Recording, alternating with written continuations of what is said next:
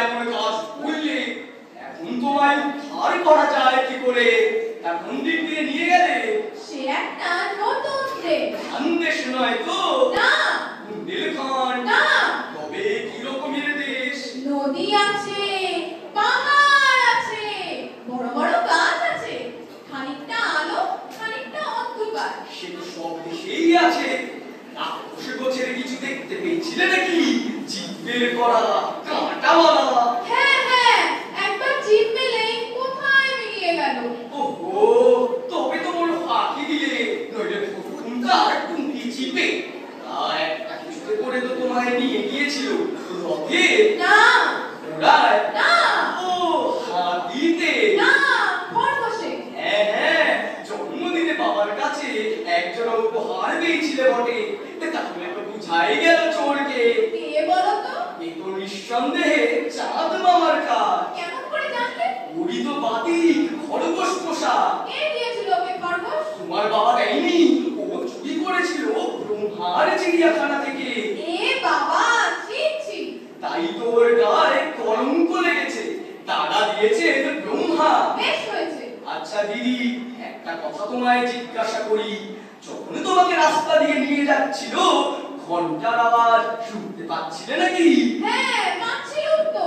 ঢং ঢং ঢং। তবে তো রাস্তাটা সোজা গিয়েছে। খরগোশটা ওই ঘন্টার আওয়াজ শুনতে শুনতে চলেছিল সপ্তর্ষি পাড়ার ছায়াপথ দিয়ে। তারপর?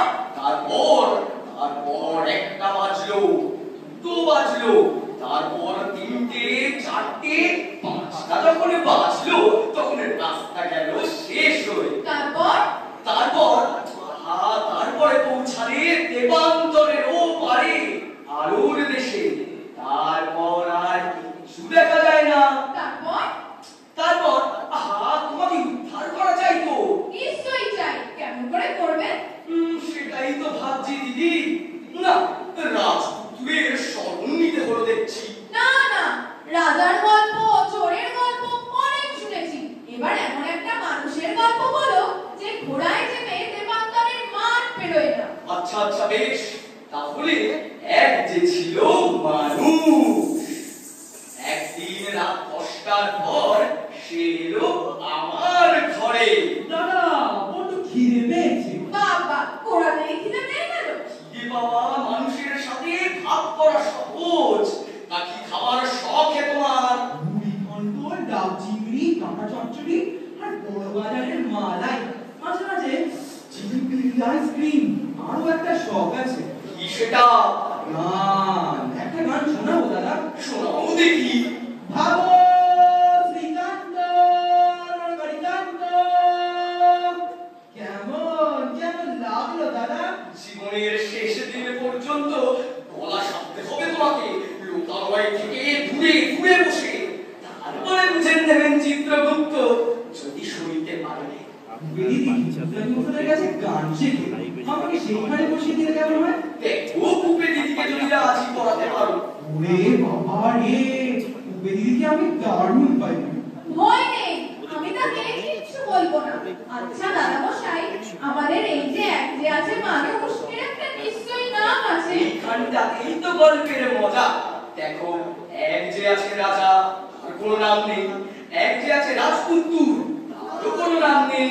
আর রাজকন্যে, তার নামও কিন্তু কেউ জানে না। আমাদের এই যে মানুষটি, তাকে শুধু সে বলি আমরা। শুধু সে? দারুণ নাম, কিন্তু আমাদের এই গল্প চলবে তো? দেখো দিদি ভাই, এ তো রাজপুত্তুর নয়, মানুষ। ও খায় দায়, ঘুমায়, অফিসে যায়, আর সিনেমা দেখবার শখ আছে। সবাই সারাদিন যা করে তাই হলো এর গল্প। হোক তবে, হোক না, একেবারে যা ইচ্ছা তাই। মাথা নেই, মুন্ডু নেই, মানে নেই, মোদ্দা নেই, এমন একটা কিছু। লেগে যাও দাদা, আমার নাম দিয়ে যা খুশি চালাতে পারো, ফৌজদারি করবো না। বুঝলে দিদি, আমাদের এই যে সে পদার্থটি হলো গণজনবাদ। আমাদের জন্য শিবার সদন সমিতির একটা রিপোর্ট এনেছে সে। শিবা মানে তো শিয়াল, শিয়ালের গল্প। হ্যাঁ। তারপর? তারপর গল্প শুরুই হলো না। তারপর এই বইয়ে গল্প শুরু করো। দিদি ভাইয়ের যে আর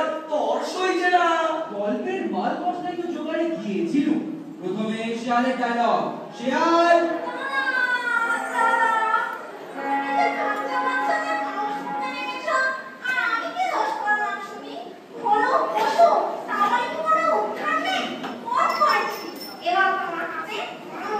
মানুষ হবে?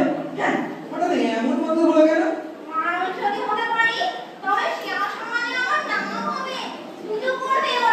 বেশ কথা, তোমার জ্ঞাতিরা তোমায় কি নামে ডাকে? এ বাবা, হো হো, এই নাম তো চলবে না। মানুষ হতে চাও তো প্রথমে নাম বদলাতে হবে, তারপর রূপ। আজ থেকে তোমার নাম হলো শিবুরাম।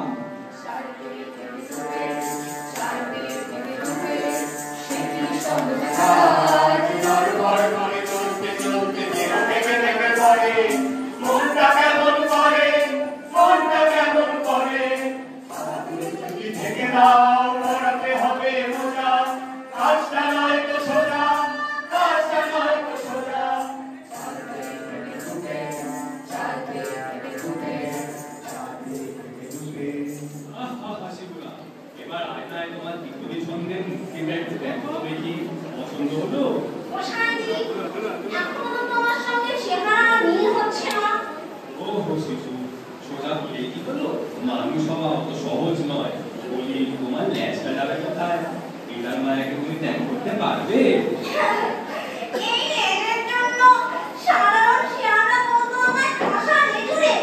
দুদিন গেল ওর ভাবতে, 3 রাত্রি ঘুম হলো না। শেষকালে বৃহস্পতিবার জানালো রাজি।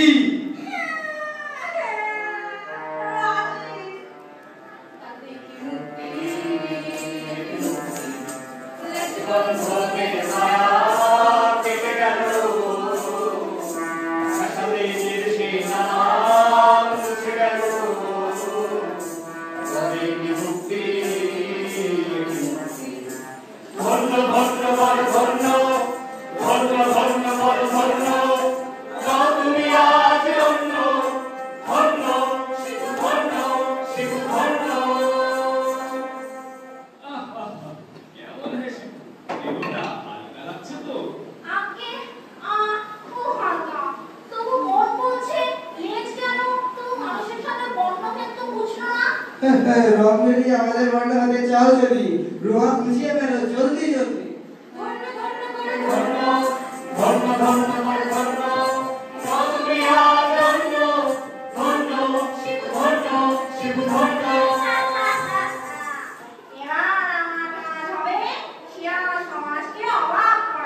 এদিকে শিবুরামের পিসি একিনিত কেঁদে কেঁদে দিশেহারা। সে গেল শিয়াল সমাজের মোড়ল কুকুইয়ের কাছে।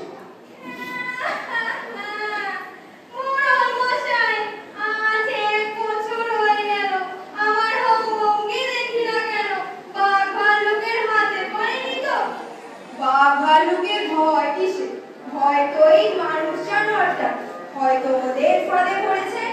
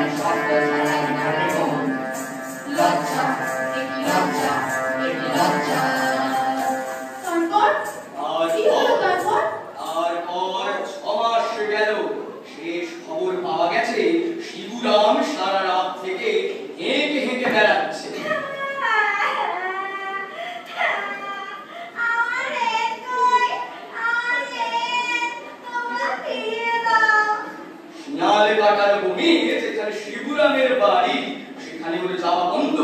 জ্ঞাতিরা ওকে দূর থেকে দেখলে ভয় ভয় পালিয়ে যায়, নয়তো খেঁকিয়ে কামড়াতে আসে। এখনো সেই চণ্ডী মণ্ডপেই থাকে।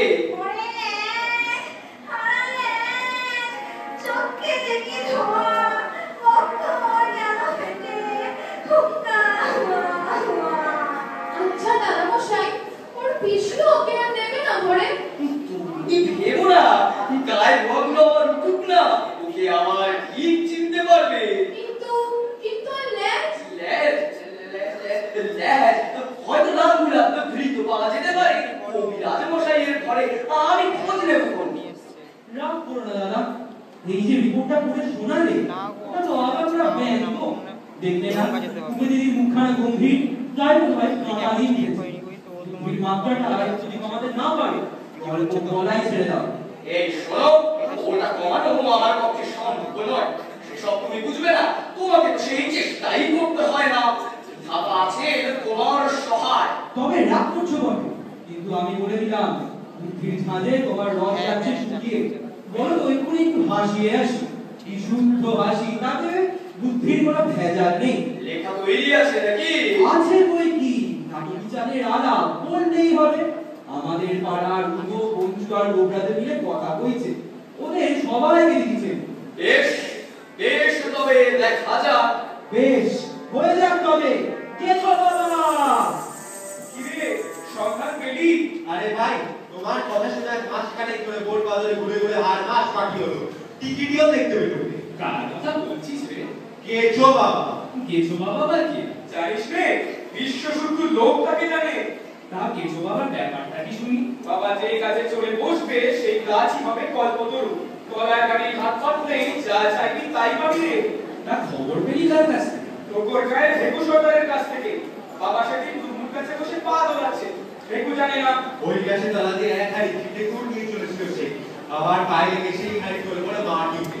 ভেকুর মুখ চোখ গেল ছিটে ঘুরে বুঝে। বাবার দয়া শরীর হেঁটে বললেন, ভেকু তোর মনের কামনা কি, খুলে বল।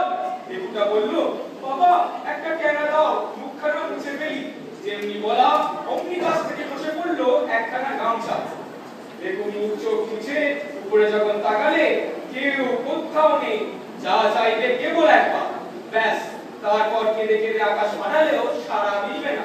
হায় রে হায়, শান নয় দোষানা নয়, কেবল একটা গামছা, ঠেকুরার বুদ্ধিগত হবে।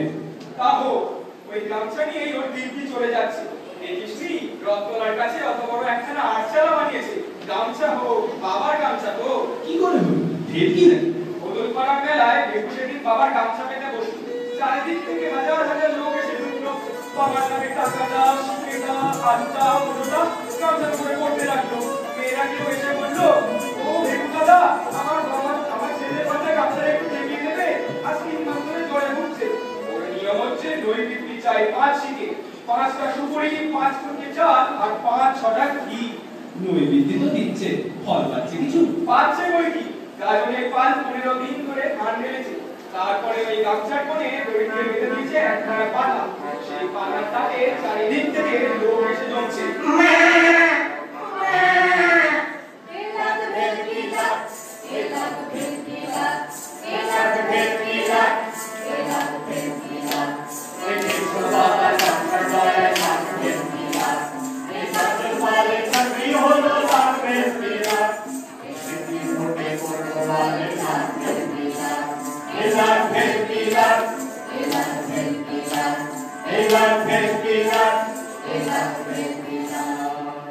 তবে তার কাছের মধ্যে পড়লো কি করে? ওই তো মজা, বাবার দয়া। চল ভাই চল, খোঁজ করতেই হবে, কিন্তু চিনবো কি করে? সেই তো হয়েছে মুশকিল, কেউ তো তাকে কখনো দেখেনি।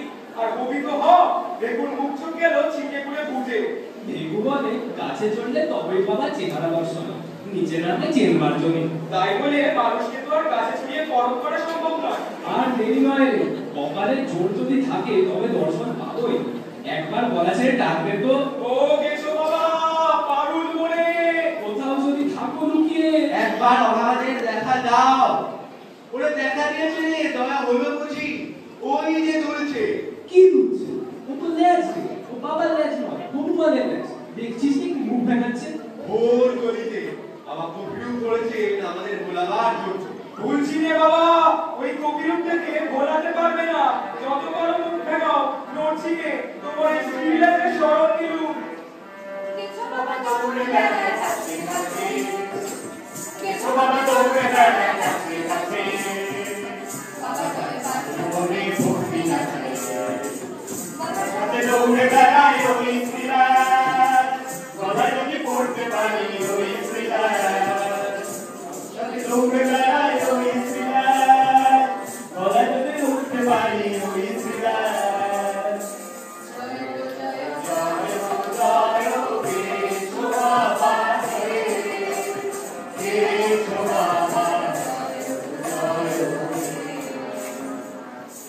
কি হে কম বুদ্ধি, হাসাতে পারলে নাকি? না, যে মানুষ বিনা বিচারে সবই বিশ্বাস করতে পারে তাকে হাসানো সোজা নয়। ভয় হচ্ছে পাছে কিছু আবার সন্ধান করতে কুপে দিদি আমাকে না পাঠায়। আচ্ছা দাদা মশাই, তুমি হলে গেছো বাবার কাছে কি চাইতে? আমি হলে গেছো বাবার কাছে আমার দিদির জন্য একটা এমন কলম চাইতু যা নিয়ে লিখতে বসলে অঙ্ক কষতে একটাও ভুল হতো না। সত্যি? হ্যাঁ। তাহলে ভারী মজা হতো। এবার অঙ্কে 100-র মধ্যে মাত্র 13.5 মার্কা পেয়েছে। দাদা মশাই, সেদিন যে গল্পটা শুনিয়েছিলেন সেই লাঠি শার্টটা কি কি দিয়ে যেন তৈরি বলেছিলেন? ওই যে মানুষ, গরু আর সিংহ। এর মধ্যে বাঘ নেই কেন? কি ব্যাপার বলো তো দিদি, তোমার হঠাৎ বাঘের কথা মনে পড়লো কেন? ও আচ্ছা বুঝতে পেরেছি, তুমি তো এই সপ্তাহে সার্কাস থেকে এসেছো, তাই তোমার মনটা এখন হয়ে রয়েছে বাঘের বাসা। আমরা যখন কেউ থাকি রে তখনই ওদের মজলিস জমে। আমার কাছে নাপিতের খবর নিচ্ছিল। কেন নাপিতকে কি দরকার? আমাকে অত্যন্ত ধরে পড়েছে, খোঁচা খোঁচা হয়ে উঠেছে ওর বউ, ও কামাতে যায়। এই কামানোর বুদ্ধিটা ওর মাথায় এলো কি করে শুনি? চারটে বাবার পেয়ালায় যতটুকু বাকি থাকে সেটা আমি বাঘকে খেতে দিই। সেদিন তাই খেতে এসেও দেখতে পেয়েছিল পাঁচু বাবুকে। ওর বিশ্বাস তোপ কামালে ওর মুখ দেখাবে ঠিকই পাঁচু বাবুর মতো। কি বললে? পাঁচু বাবুর মতো? হ্যাঁ, নিতান্ত অন্যায় ভাবেনি যদিও, কিন্তু দিদি একটা মুশকিল আছে যে, দেখো কামাতে কামাতে নাপিতকে যদি সাবার করে দেয় তাহলে যে আর কামানো শেষ হবে না কোনোদিন। যেন দাদা মশাই, বাঘেরা নাপিতকে কখনো খায় না। বলো কি? কেন বলো দেখি? খেলে ওদের পাপ হয়। তাহলে আর কোনো ভয় নেই দিদি, এক কাজ করা যাবে, চৌরঙ্গিতে সাহেব নাপিতের দোকানে নিয়ে যাওয়া যাবে। হ্যাঁ, তাহলে ভারী মজা হবে। সাহেবকে নিশ্চয়ই খাবে না, ঘৃণা করবে। খাওয়া ছোঁয়া ব্যাপারে বাকিদের এত বাদ বিচারের কথা তুমি জানলে কি করে দিদি? আমি সব জানি। আমি বুঝি জানি নে। কি জানো বলো তো? বাকিরা কখনো চাষি কৈবর্তদের মাংস খায় না, বিশেষত যারা গঙ্গার পশ্চিম পারে থাকে, শাস্ত্রে বারণ। আর যারা খুব করে থাকে তারা যদি জেগে কৈবর্ত হয় তবে সেটা অতি পবিত্র মাংস। সেটা খাবার নিয়ম হলো পা খাওয়া দিয়ে ছিঁড়ে বাঁধা কেন? সেটাই শুদ্ধ রীতি বলে। ডান খাওয়াকে বাঘ পণ্ডিতেরা নোংরা বলে। জানো দিদি, একবার একটা বাঘ ঢুকেছিল পাগড়িওয়ালার ঘরে। সে ঘরে ম্যাজেন্টা রং গোলা ছিল গামলার মধ্যে। বাঘটা তাই দেখে খুব খুশি হয়ে রক্ত ভেবে মুখ ডুবালে তার মধ্যে। তারপর একেবারে পাকা রং। ব্যাস, বাঘের দুই কান দাড়ি খুব একেবারে টকটকে লাল হয়ে গেছিল। দিদির মনে যেখানে বাঘের গুরুত্ব পাড়া মোষ মারার নামে বাঘ সেখানে আসতেই ওদের আচার্য শিরোমণি বলে উঠল। এই কাণ্ড, তোমার সমস্ত মুখ লাল কেন? কোনটার মেরে রক্ত খেয়ে এসেছি। মুখে তো রক্তের চিহ্ন দেখিনে, মুখে তো রক্তের গন্ধ নেই। ধরা পড়ে গেল মিচকে, পঞ্চায়েত বসে গেল। ছি ছি ছি, এ তো রক্ত নয়, পিত্ত নয়, মগজ নয়, মজ্জাও নয়। এ নিশ্চয়ই মানুষের পাড়ায় গিয়েছিল। এমন রক্ত খেয়েছে যা নিরামিষ রক্ত, অসুচি। প্রায়শ্চিত্ত করা চাই, প্রায়শ্চিত্ত করা চাই, প্রায়শ্চিত্ত।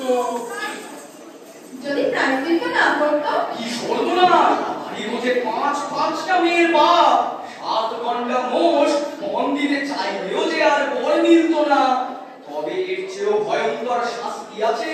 কি রকম? মূল্যে শ্রাদ্ধ করার জন্য দুধ পাওয়া যাবে না। আচ্ছা দাদা মশাই, বাঘেরা তাহলে খুব ধার্মিক। ধার্মিক না হলে এত নিয়ম বাঁচিয়ে চলে বলো। দাদা মশাই, বাঘেরা এতই যদি ধার্মিক হবে তবে জীব হত্যা করে কাটা মাংস খায় না? এই সে আরে আরে আরে সে মাংস কি আর যে সে মাংস নাকি? সে মাংস হলো মন্ত্র পড়ে শোন করা। কি রকম মন্ত্র? কেন ওদের ওই সনাতনী হালুম মন্ত্র, সেই মন্ত্র পড়েই তো ওরা জীব হত্যা করে। যদি মন্ত্র পড়তে ভুলে যায়? বাকপঙ্গুর পণ্ডিতের মতে মন্ত্র না পড়ে যদি ওরা জীবকে মারে তবে পরজন্মে সেই জীব হয়ে জন্মায়। ওদের ভারী ভয় আছে পরজন্মে মানুষ হয়ে জন্ম হয়। কেন? ওরা বলে হালুম মানুষের সর্বাঙ্গে টাক পড়া, তারপর সামান্য একটা লেজ, সেও এই মানুষের শরীরে। পিছনে মাছি তাড়াবার জন্য এই ওদের বিয়ে করতে হয়। তারপর দেখো না ওরা খাড়া দাঁড়িয়ে কেমন সবাই মতো দুপায় ভর দিয়ে হাঁটে, দেখে আমরা হেসে মরি। হালুম। দাদা মশাই, বাঘেদের বুঝি ভয়ানক অহংকার? ভয়ানো, সেই জন্যই তো ওরা এত চাঁদ বাঁচিয়ে চলে। জানো দিদি, একবার জাতির দোহাই পেরে বাঘের খাওয়া বন্ধ করেছিল একখানা মানুষের মেয়ে। তা নিয়ে আমাদের সে একটা গান লিখেছে, শুনবে নাকি? শোনাও না। সে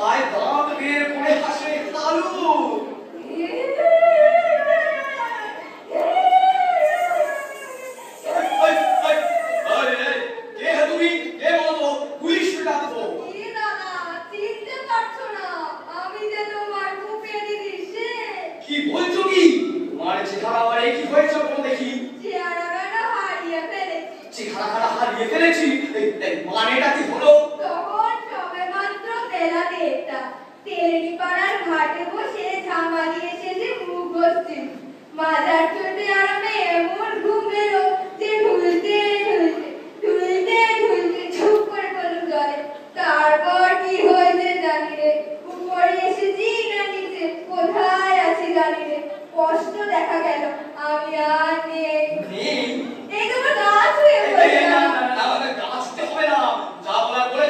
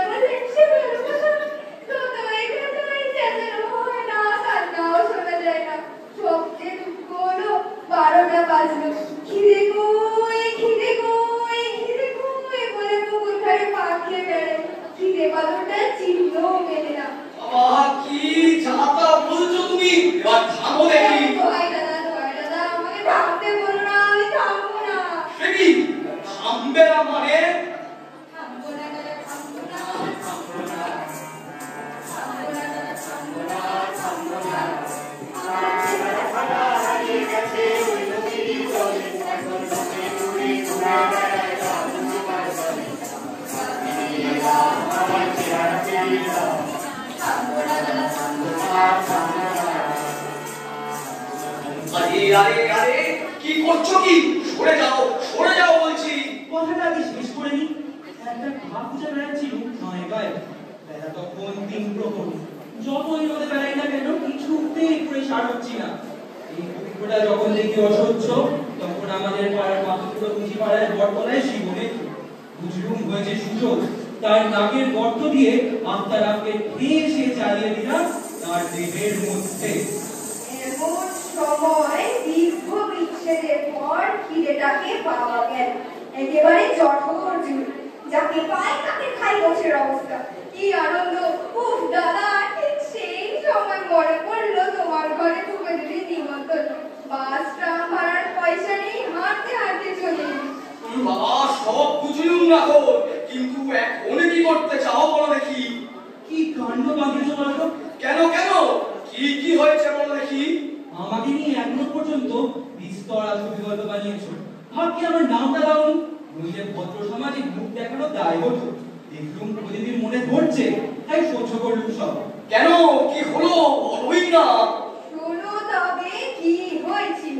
কাল বুকে দিদি গিয়েছিল সিনেমা। আমি পিছন থেকে গিয়ে বললুম আমিও যাব। যাও গা চুরি করে আমার গাড়িতে উঠতে পাবে না। ছি, ছি, ছি, ছি, রাজনী, পুলিশের কাগজে, ওই গলায় তুমি দিয়ে বল, ছি, ছি, ছি, ছি। জীবনে অনেক নিন্দে শুনেছি, কিন্তু এমন অরিজিনাল নিন্দা কখনো শুনিনি। গা চুরি, আমার অতি বড় প্রাণের বন্ধু আমার নামে এমন নিন্দে রটায়নি। এ তোমারই কীর্তি। হ্যাঁ আমারই বটে, তবে কি আর করি বলো। তোমাকে নিয়ে আর কাহারও গল্প বানাই। বয়স হয়েছে যে কলমটাকেও যেন বাতে ধরলো। পৃথিবীর ফরমাস মতো অসম্ভব সকল গল্প বলার হালকা চাল আর নেই কলমে। তাই এই শেষ গল্পটায় তোমায় একেবারে খতম করে দিয়েছি। কত বলতে রাজি নই দাদা। দোহাই তোমার, দয়া করে একটু দিদিকে বোঝাও। ওটা গল্প, আমাদের গাও ফিরিয়ে দাও। ওর ভয় ভাঙিয়ে দাও। বলেছিলুম, কিন্তু গল্পটা ওর নারীর সঙ্গে জড়িয়ে গেছে। ভয় ভাঙতেই চায় না। তাহলে গল্পটাকে দাও উল্টিয়ে। দিদির গল্পের বহুরূপী আমি। এত বড় পথ থেকে সরিয়ে দিলে মানবো না। আচ্ছা বেশ, তবে গল্পের চূড়াতে আমার তোমাকে আনবো ফিরিয়ে। কারণে বড়র সাথে আই কত হাঙ্গামা করে বসে। সে কারণে বড়র সাথে আই কত হাঙ্গামা করে বসে। গায়ে পড়ে দিতে হবে খবর অবস্থায়। গায়ে পড়ে যেন হইতে গেলে যায়। রাতে গা ব্যাজ গা শির করে। কারো কথায় আমার কাছে জলে ফিরে দিল সে গায়কে বড় সাথে। আচ্ছা দাদামশাই, ও যখন আর একজনের গা ভরে ঘুরে বেড়াতো, তখন মুশকিল হতো কার? গা কেমন করলে কার করতো? ওর করতো না তার করতো? বড় শক্ত প্রশ্ন করলে দেখছি। আমি উত্তরটা দিতেই পারবো না। ওকে জিজ্ঞেস করলেও যে ওর মাথা ঘুরে যাবে। গা নিয়ে যে এত হাঙ্গামা, তা আমি আগে শুনিনি। এই হাঙ্গামাগুলোকে জুড়েই তো গল্প। গায়ের উপর সারা হয়ে গল্প ছড়িয়েছে চারিদিকে। কখনো কার গল্পের গাথা, বা কখনো গল্পের রাজহস্তি। গা ফিরে পেয়ে কি করলো সে? ভীষণ খুশি হয়ে সোজা চলে গেল দমদমে। দমদমে কেন? অনেকদিন পরে নিজের কামদুটোকে ফিরে পেয়ে সকলে আবার শোনার সকলে কিছুতেই মিটতে চায় না। বন্ধুদের তার অভ্যাস করার জন্য ওরা পথ গেছে দমদমে। ও সেই ধুম ধুম শব্দ শুনবে বলে টার্গেটের উপর বসে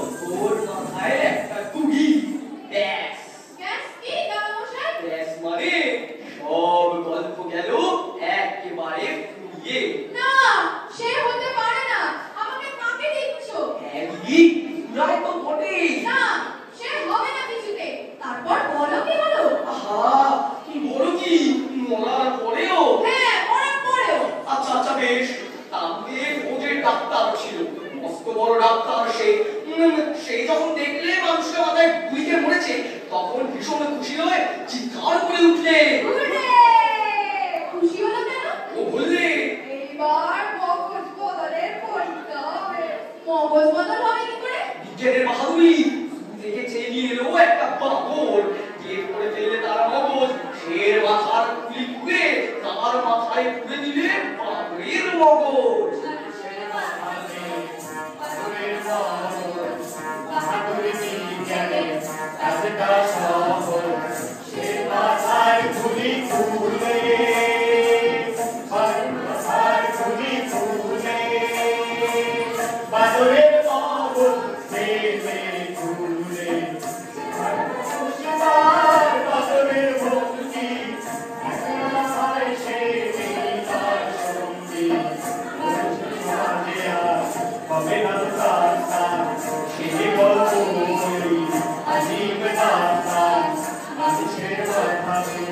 দাদামশাই, থামলে কেন? ভাই, এই দুনিয়ার সব কিছুরই শেষে আছে থামা। কি হলো বলো না, অল্প একটুখানি। দাদা, আজ থেকে তোমার গল্প জমানোর কাজে আমি ইস্তফা দিব। সে কি? কেন? প্রথমে আমার গা বলতে দিলেন, তারপর ডাকে দিলে হনুমানের মগজ, এরপর থাকলে কুকুরে পোকা চামচিকে না জানি আরো কি কি হতে হবে। এই আমি বিদায় নিব। কি হবে দাদামশাই? আমাদের গল্পের কি হবে? দিদি, সব গল্পের যেমন একটা আরম্ভ থাকে তেমনি একটা শেষও থাকে, কিন্তু ওই যে আমাদের এই এক যে আছে মানুষ, আর কোনো শেষ নেই। এ তোমার সঙ্গেই আছে দিদি, চাইলেই একে ডেকে নেবে। সেটা কি রকম? ওই যে একটা গান আছে না? শেখে লেখা? না দিদি না, এই গানটা আমার লেখা, গাইবে? হ্যাঁ, সুরটা একটু ধরিয়ে দাও। দিচ্ছি, তবে এই গান কিন্তু আমি একা গাইবো না, গাইবো আমরা সবাই মিলে।